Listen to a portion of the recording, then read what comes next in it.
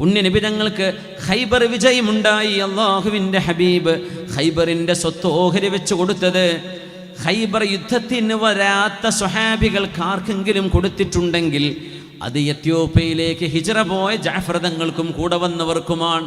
അവർക്ക് ഖൈബറിൻ്റെ ഗനീമത്ത് നബി തങ്ങൾ ഓഹരി വെച്ച് കൊടുത്തിട്ടുണ്ട്. വിഷയം അതല്ല. ഉമർ റളിയല്ലാഹു അൻഹുവിൻ്റെ മുമ്പിലേക്ക് ഉമർ റളിയല്ലാഹു അൻഹു സ്വന്തം മകളുണ്ട്, റസൂലുള്ളാഹി തങ്ങളുടെ ഭാര്യയായ ഹഫ്സ ബിൻത് ഉമർ റളിയല്ലാഹു അൻഹ. ഹഫ്സ ബീവിയെ കാണാൻ വന്നപ്പോൾ അവരുടെ വീട്ടിലുണ്ട് അസ്മാ ബിൻത് ഉമൈസ് റളിയല്ലാഹു അൻഹ. അപ്പോൾ വാപ്പ ചോദിച്ചു മോളോട്, ഹഫ്സ, ആരാണ് നിന്റെ വീട്ടിലിരിക്കുന്നത്? അതാരാണ്? പറഞ്ഞു, ഇത് അസ്മാ ബിൻത് ഉമൈസ്. അപ്പോൾ ചോദിച്ചു, ആൽ ബഹരിയത്തുൽ ഹബശിയ, ആൽ ഹബശിയത്തുൽ ആൽ ബഹരിയത്തുൽ ഹബശിയത്തു ഹാദിഹി, ഇവരാണോ കപ്പൽ കയറിയ പെണ്ണ്? ഇവരാണോ കടൽ കയറിപ്പോയ പെണ്ണ്? ഇവരാണോ എത്യോപ്യയിലേക്ക് പോയ പെണ്ണ്?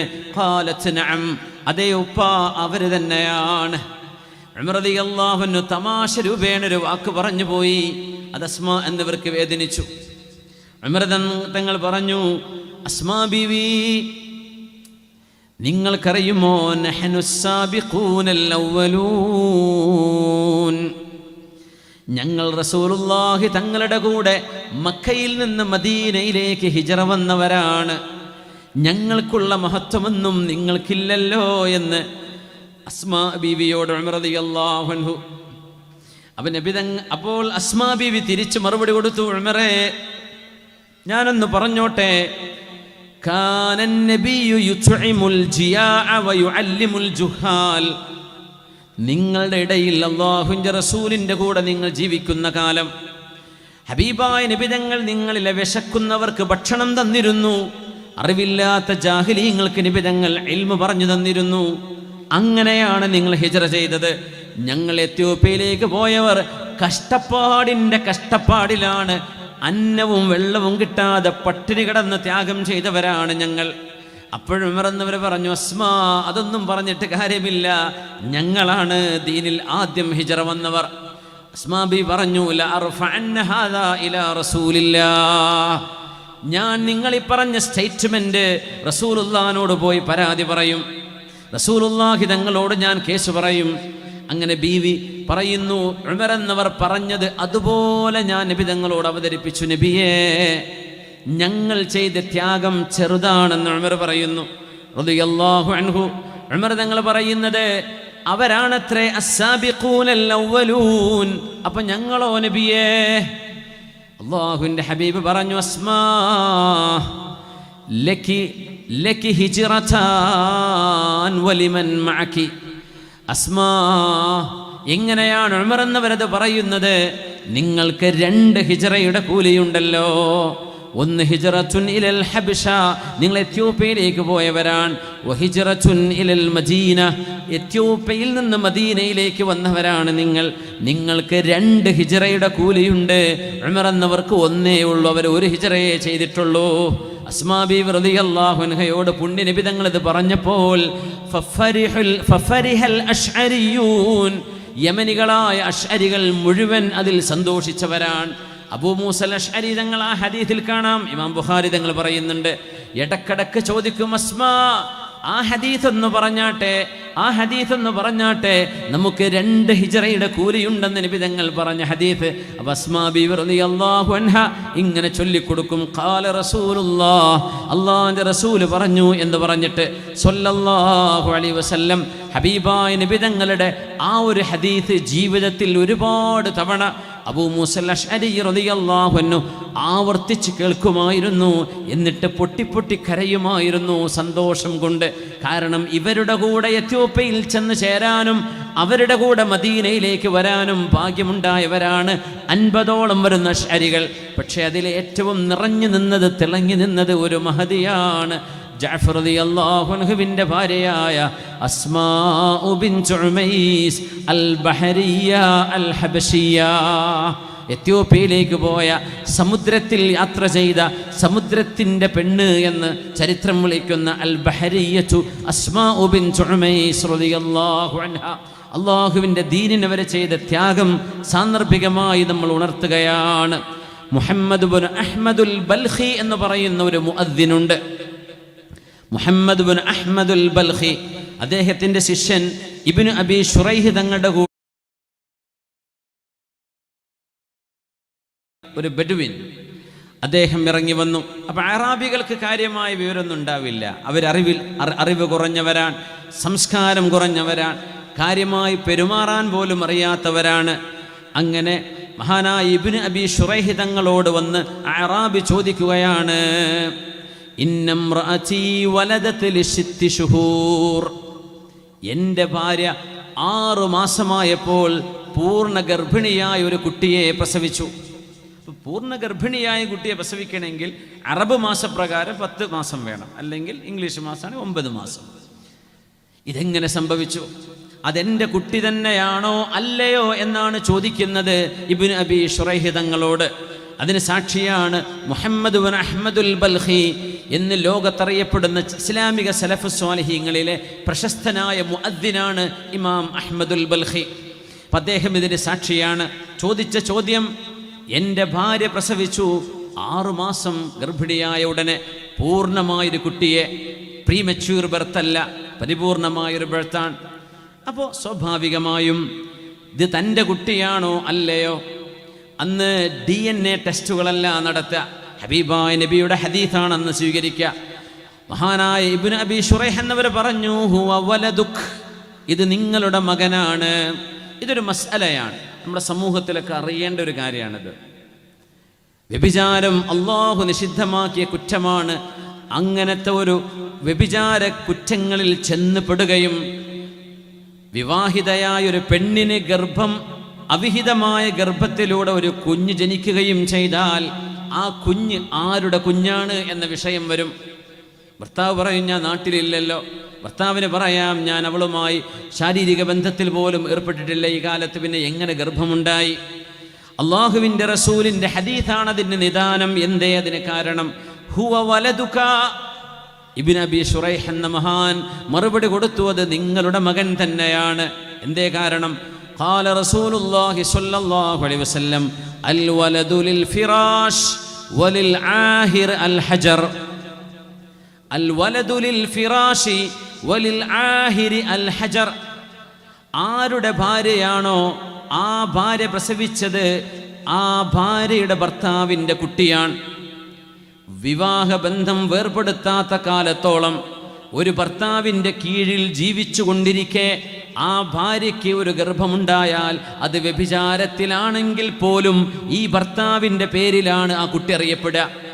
എന്തുകൊണ്ട്? അൽ വലദു ലിൽ ഫിറാഷ്. ആർക്കാണോ ആ കിടത്തം അനുവദിക്കപ്പെട്ടത്, ആർക്കാണോ ഈ പെണ്ണിൻ്റെ കൂടെ കിടക്കാൻ അള്ളാഹു അനുമതി കൊടുത്തത്, അവിടെ ഭർത്താവിന്, ആ ഭർത്താവിലേക്ക് നിസ്ബ ചെയ്യപ്പെടും, ഭർത്താവിലേക്ക് ചേർത്തപ്പെടും കുട്ടിയെ. പക്ഷേ വലിൽ ആഹിരി അൽ ഹജർ, വിവാഹിതനായ മനുഷ്യനാണ് ആ വ്യഭിചാരം ചെയ്തതെങ്കിൽ ആ വ്യഭിചാരത്തിൻ്റെ ഉത്തരവാദി കുട്ടിയുടെ ബയോളജിക്കൽ ഫാദർ ആരാണോ ആ മനുഷ്യൻ കല്ലെറിഞ്ഞ് കൊല്ലപ്പെടുകയും ചെയ്യും. അയാൾക്ക് വ്യഭിചാരത്തിൻ്റെ ശിക്ഷയുണ്ടാകും. പക്ഷേ ഈ കുട്ടിയുടെ പിതാവ് ആരാണെന്ന് ചോദിച്ചാൽ DNA ടെസ്റ്റ് കൊണ്ടല്ല തീരുമാനിക്കുക. ആരുടെ ഉത്തരവാദിത്വത്തിലാണോ ഈ പെണ്ണുള്ളത് അവളുടെ ഭർത്താവിലേക്കാണ് ചേർത്തപ്പെടുക. അതാണ് ശറഇന്റെ കാഴ്ചപ്പാട്. ഭർത്താവിൻ്റെ പേരിലേക്കായിരിക്കും കുട്ടിയെ ചേർത്തപ്പെടുക. ഒരുപക്ഷെ ഭർത്താവിൻ്റെ ഒരു ലുക്ക് പോലും ഇല്ലാത്തതായിരിക്കാം, അങ്ങനെയൊക്കെ സംഭവിക്കാം. പക്ഷേ നിങ്ങളുടെ ഭാര്യയല്ലേ, അവൾ ചെയ്തത് തെറ്റു തന്നെയാണ്. പക്ഷേ ആ കുട്ടിക്കൊരു പിതൃത്വം വേണം, അത് നിങ്ങളായിരിക്കും. വ്യഭിചരിച്ച ആളുകൾക്ക് അതിൻ്റെ ശിക്ഷ നടപ്പാക്കപ്പെടുകയും ചെയ്യും. ഇത് പറഞ്ഞപ്പോൾ ആ മനുഷ്യൻ വീണ്ടും ചോദിച്ചു, അല്ല അതെൻ്റെ കുട്ടി തന്നെയാണോ? 6 മാസമായപ്പോഴേക്കും പ്രസവിച്ചല്ലോ. മഹാൻ പറഞ്ഞു, ഹുവ വലദുക്. ഇബ്നു അബി ശുറൈഹിന്റെ മറുപടി, നിങ്ങളുടെ മകൻ തന്നെയാണ്. ആ അറാബി പറഞ്ഞു, ലാ അഖൂലു ബിഹാദാ, എനിക്കിത് സമ്മതിക്കാൻ കഴിയില്ല. ഇതങ്ങോട്ട് പറഞ്ഞപ്പോ മഹാനായ ഇബ്നു അബി ശുറൈഹ് ചെയ്തത്, ഹാദൽ ഗസ്വു, ഇത് അല്ലാഹുവിൻ്റെ റസൂലിനെതിരെ ചെയ്യുന്ന യുദ്ധമാണല്ലോ. സല്ല സൈഫഹു, മഹാന്റെ കയ്യിലുണ്ടായിരുന്ന ഒരു ആയുധം എടുക്കുകയും ഫഅക്ബബ്നാ അലൈഹി, ആ സമയത്ത് കൂടെയുള്ള ആളുകൾ മുഴുവനും അല്ലാമ ഇബ്നു അബീ ശുറൈഹിനെ പൊതിഞ്ഞുകൊണ്ട് പറഞ്ഞു, നിങ്ങൾ മാപ്പ് കൊടുക്കണേ, മാപ്പ് കൊടുക്കണേ, അയാളെ ഒന്നും ചെയ്യല്ലേ, ഒന്നും ചെയ്യല്ലേ. എന്തുകൊണ്ട് ശുഭതനായി എന്നറിയുമോ? ഇതാണ് ഇതിൻ്റെ മസ്അല. ഖാല റസൂലുള്ളാഹ് എന്ന് പറഞ്ഞാൽ പിന്നെ ഒരു മുഅ്മിനായ മനുഷ്യൻ എനിക്കത് അംഗീകരിക്കാൻ കഴിയില്ല എന്ന് പറയാവതല്ല. മാ കാന ലിമുഅ്മിനിൻ വലാ മുഅ്മിനത്തിൻ ഇദാ ഖദല്ലാഹു വറസൂലുഹു അംറൻ അൻ യകൂന ലഹുമുൽ ഖിയറതു മിൻ അംരിഹിം. അല്ലാഹുവും അവൻ്റെ റസൂലും ഒരു വിഷയം വിധിച്ചു കഴിഞ്ഞാൽ അതെനിക്ക് സ്വീകരിക്കാൻ പറ്റില്ല എന്ന് ഒരു മുഅ്മിനായ ആണിനും പെണ്ണിനും പറയുക സാധ്യമല്ല. കാരണം ഇതൊരു സാധാരണ മനുഷ്യനല്ല. ഹാദർ റസൂൽ, ഇത് അല്ലാഹുവിൻ്റെ റസൂലാണ്, റബ്ബിൻ്റെ ദൂതനാണ്. സർവേശ്വരനായ ഖാലിഖായ അല്ലാഹു മനുഷ്യരോട് എന്താണോ പറയാൻ ആഗ്രഹിച്ചത് അത് അല്ലാഹു ഈ ഉമ്മത്തിന് പറഞ്ഞു തന്നത് ഹബീബിലൂടെയാണ്. ലാ വമാ യൻതിഖു അനിൽ ഹവാ ഇൻ ഹുവ ഇല്ലാ വഹയ്യു യൂഹാ. അല്ലാഹു നൽകുന്ന വഹയല്ലാതെ അല്ലാഹുവിൻ്റെ റസൂൽ സംസാരിക്കില്ല എന്നല്ലേ ഖുർആൻ പറഞ്ഞത്. അതുകൊണ്ട് ഒരു മുസ്ലിമായ മനുഷ്യൻ ഒരു തീരുമാനമോ മസ്അലയോ ഫത്വയോ ചോദിക്കുമ്പോൾ അല്ലാഹുവിൻ്റെ റസൂലിൻ്റെ ഹദീസ് ദലീൽ വെച്ചുകൊണ്ട് ഒരു ഫഖീഹായ മനുഷ്യൻ അതിന് മറുപടി പറഞ്ഞാൽ എനിക്കിത് സ്വീകാര്യമല്ലെന്ന് പറഞ്ഞാൽ ഹാദൽ ഗസ്വു, ഇതൊരു യുദ്ധം നടക്കേണ്ട വിഷയമാണെന്ന് അല്ലാമ ഇബ്നു അബീ ശുറൈഹ് പറഞ്ഞതിൽ അത്ഭുതപ്പെടാനില്ല. അത്രമേൽ ഹബീബിനെ ഉൾക്കൊള്ളുന്നവരാണ് അലിമീങ്ങൾ. ഹദീസിൻ്റെ വില നമ്മൾ മനസ്സിലാക്കണം. ഹദീസ് നിസ്സാരമല്ല. ഇന്നൊരു ചെറിയ പ്രവണതയുള്ളത്, ചെറുതല്ല, ഗുരുതരമായൊരു പ്രവണത. ഒരു അമലിനെ പറ്റി ചോദിക്കുമ്പോൾ ഇത് ഫർളാണോ വാജിബാണോ സുന്നത്താണോ എന്ന് ചോദിക്കും. സുന്നത്താണ് എന്ന് പറഞ്ഞാൽ ഇത് ഒഴിവാക്കാനുള്ളതാണ് എന്നാണ് ഇന്ന് മുസ്ലിം ഉമ്മത്തിൻ്റെ തലയിലുള്ളത്. എത്ര ഗുരുതരമാണത്! ഫർളെടുക്കാം, വാജിബെടുക്കാം, സുന്നത്ത് അത് വേണ്ട. സുന്നത്താണെന്ന് പറഞ്ഞ് മുറിച്ച് കളഞ്ഞ് എന്താ നമ്മുടെ കയ്യിൽ ബാക്കിയുള്ളത്? സുന്നത്ത് അഹഖു അൻ യുത്തബഅ, അല്ലാഹുവിൻ്റെ റസൂലിൻ്റെ ചര്യയല്ലയോ അത് പിൻപറ്റാനുള്ളതാണ്. അതാണ് നമ്മുടെ സർവ, നമ്മുടെ സമ്പത്ത്. അതാണ് അള്ളാഹുവിലേക്ക് നിങ്ങൾക്ക് അടുക്കുകയും അള്ളാഹിൻ്റെ മഹബ്ബത്ത് നിങ്ങൾക്ക് വേണമെന്ന ആഗ്രഹവുമുണ്ടെങ്കിൽ നിങ്ങളുടെ നാവുകളിലൂടെ ഹിക്മത്ത് അള്ളാഹു പറഞ്ഞു തരികയും നിങ്ങളുടെ ചിന്തകളിൽ അള്ളാഹു മഅരിഫത്ത് തരണമെന്നുണ്ടെങ്കിൽ നിങ്ങളുടെ ഖൽബുകളിൽ ഹിദായത്തിൻ്റെ നൂറ് പ്രസരിക്കണമെന്നുണ്ടെങ്കിൽ അള്ളാഹുവിൻ്റെ റസൂലിൻ്റെ സുന്നത്തെടുത്ത് ജീവിക്കുകയല്ലാതെ വേറെ വഴിയില്ല എന്ന് ഈ ഉമ്മത്ത് തിരിച്ചറിയണം. നമ്മൾ അകലുകയാണ് അള്ളാഹുവിൽ നിന്ന്. ചിന്തകന്മാർ ഒരുപാടുണ്ട്. ഇത്തിബാഅ് ചെയ്യാൻ ഹബീബായ നബിയുടെ സുന്നത്ത് ഇത്തിബാഅ് ചെയ്യുന്നിടത്ത് ചിന്തകൾ കാണുന്നില്ല. ഈ ഉമ്മത്ത് ലൻ യസ്ലുഹ ആഖിറു ഹാദിഹിൽ ഉമ്മ ഇല്ലാ ബിമാ സലുഹ ബിഹി അവ്വലുഹാ. അല്ലാമ ഇബ്നു കസീർ തങ്ങൾ ഉദ്ധരിച്ചൊരു ചരിത്രം പറയാം.